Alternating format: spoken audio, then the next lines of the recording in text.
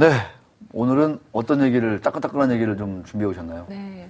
그 7대 제강사가요. 네. 이번 주부터 건설사의 철근 그 공급을 잠정적으로 중단했습니다. 예? 건설사예요? 네. 그러면 어떻게 그 아파트를 짓습니까, 이거? 네. 그래서 이제 철근 대란이 올 것이라는 뭐 보도가 주초에 있었는데요. 7대 제강사 하면 주로 어디까지예요?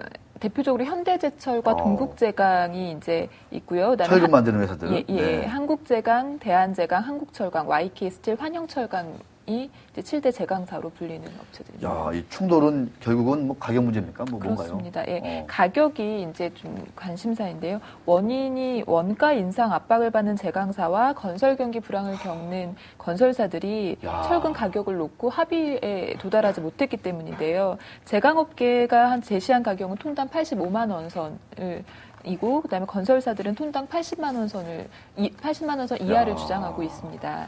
85만 원대 80만 원 이하. 예.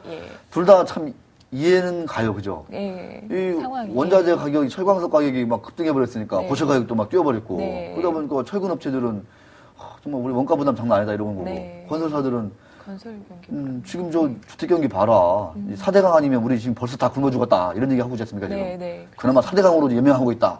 네. 내년에는 4대강 지류 사업으로 연명할 거다. 이렇게 얘기하고 있는데. 네. 자, 이 공급 가격 합의가 좀 격차가 좀 있어 보여요, 아직까지. 예. 10% 좀 가까이 있어 네, 보이는데. 예. 입장이 있을 것 같습니다. 이 얘기를 좀 한번 들려주세요. 이제 배경 설명을 좀 드리면 올해 초부터 제강사들이 수익성 악화로 건설사의 그 철근 가격을 올렸어요. 테이블 가격이 90만 원 선이었는데요. 근데 사실상 건설 경기 불황이 계속 지난해부터 이어져 오면서 10만 원 가량 가격 할인이 된 80만 원 선에서 철근이 공급이 됐었습니다. 근데 이제 뭐 전기료가 상승했죠. 최근에 그다음에 환율도 상승하고 있고 또 가동률이 지난해 거의 100%였다면 올해 60%, 70% 선이거든요. 그래서 그 원가 고정비 상승 등으로 인해서 제강업계가 더 이상 버티지 못하고 7월 달에 건설사에 가격 할인율 10만 원 축소해 준 것을 폐지하겠다고 통보를 했습니다. 그러자 이제 건설사들이 어떻게 맞대응을 했냐면 세금 계산서 수취 거부로 이제 그 대금 지급을 거부한 것입니다. 이게 이 업계가 어떻게 돌아가냐면 철근을 먼저 선 공급을 하고 나서 나중에 후 거래 대금을 지급하는 그런 제도이기 때문에 철근을 받아 써놓고 7, 8월 대금 결제를 안 한 거죠. 그렇게 되면서 이제 9월 달이 오면서 제강사 입장에서는 더 이상 철근을 공급하는 건 손해라는 판단에서 철근 공급을 전면 중단하기로 결정을 내린 것입니다. 전면 중단. 네. 참, 이 충돌이 만만치 않은데 예. 이 공급 중단, 전면 중단이 좀 장기화될 걸로 볼 수 있을까요? 근데 이게 장기화되면 둘 다 좀 둘 다 타격이 클 힘들죠. 텐데. 예. 사실 뭐 협상 타결됐다는 소식은 지금까지 안 들리고 있는데요. 또 건설사들도 계속 강경한 입장이고요.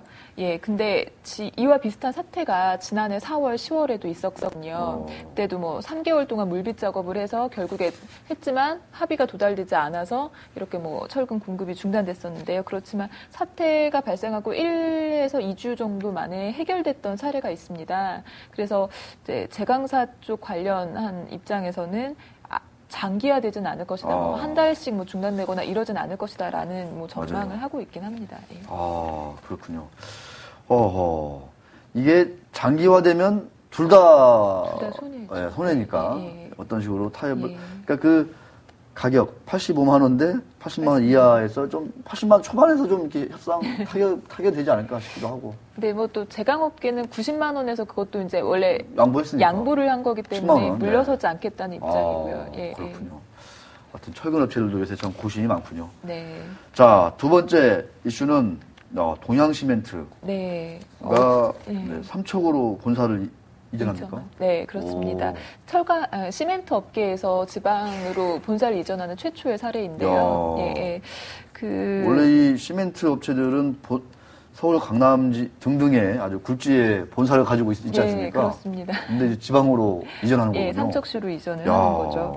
일단은 설명을 자세하게 드리면 동양시멘트가 이제 원래 주 생산 기지가 삼척에 있습니다. 삼척에서 원래 그 발전해서 대기업 그 동양그룹을 일궜던 회사 아닙니까? 그래서 곳이 있는 삼척으로 본사를 옮겨서 경영 지원과 생산 간 그러니까 업무 비효율성을 제고하고 그다음에 이 동양시멘트가 동양시멘트 ENC를 통해서 신재생 에너지 플랜트 사업을 지금 하고 있거든요. 네. 그래서 신사업 시너지를 낼 아하. 것이라고 어제 이제 발표를 했습니다. 네. 그래서 이사회하고 주주총회 등 관련 절차를 거쳐서 11월쯤이면 최종 이전을 완료한다는 계획이고요. 그 서울에는 전체 동양시멘트 인력이 한 800명 가량 되는데요. 네. 그 중에 70여 명 정도가 서울의 본사에서 근무를 하고 있는데 이 중 상당수가 삼척으로 이전을 하게 될 것으로 네. 이제 예측됩니다. 그렇군요. 이 삼척으로 이전하면 그 지자체에서는 뭔가 이런저런 좀 이렇게 그 뭔가 좀 세제 혜택이라든가 이 당근을 많이 주지 않나요? 뭐 그 내용은 아무래도 어떠세요? 처음에 이전 결정을 하게 됐던 계기가 바로 삼척시의 요청이거든요. 그러니까 지난달에 삼척시가 동양시멘트에 뭐 요청서를 발송했다고 하더라고요. 네. 그래서 어떤 뭐 이런 혜택이 있으니까 그 본사를 이전하라라고 이제 해달라고 요청서를 했고 이제 거기에 동양시멘트가 이제 화답을 해서 옮기는 결정을 내리게 된 것인데요. 그러니까 삼척시 입장에서는 아무래도 신규로 고용 창출 효과가 있고 또 지역 중소기업 협력이 강화되는 뭐 지역 상생 효과도 있고 또 인구 유입으로 인한 세수 증대 효과도 기대할 수 있습니다. 또 동양시멘트 입장에서도 아무래도 지방 이전이다 보니 각종 세제 혜택과 또 유흥무역적인 지원 효과가 클 것으로 판단하고 있습니다. 네.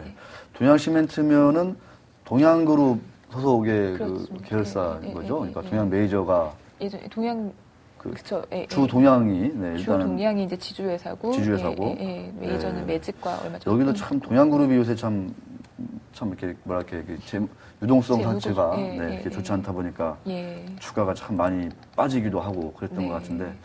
야, 삼척시에서 뭔가 좀 잘 해보겠다 이렇게 좀 먼저 얘기를 했군요, 그러니까. 예, 삼척시가 먼저 제안을 한 것입니다. 네, 그렇습니다. 동양시멘트는 좀 친하십니까, 우리 유 기자랑 개인적으로? 뭐 일단 제가 출입하고 있고 친하다기보다 첫 움직임이니까. 첫 움직임. 네, 알겠습니다. 자, 아주 환율이 폭등하고 있습니다. 주식시장은 급락하고 있고요. 자, 오늘 아주 차가운 가운데서도 좀 따뜻한 얘기 고맙습니다. 네, 수고하셨습니다. 감사합니다.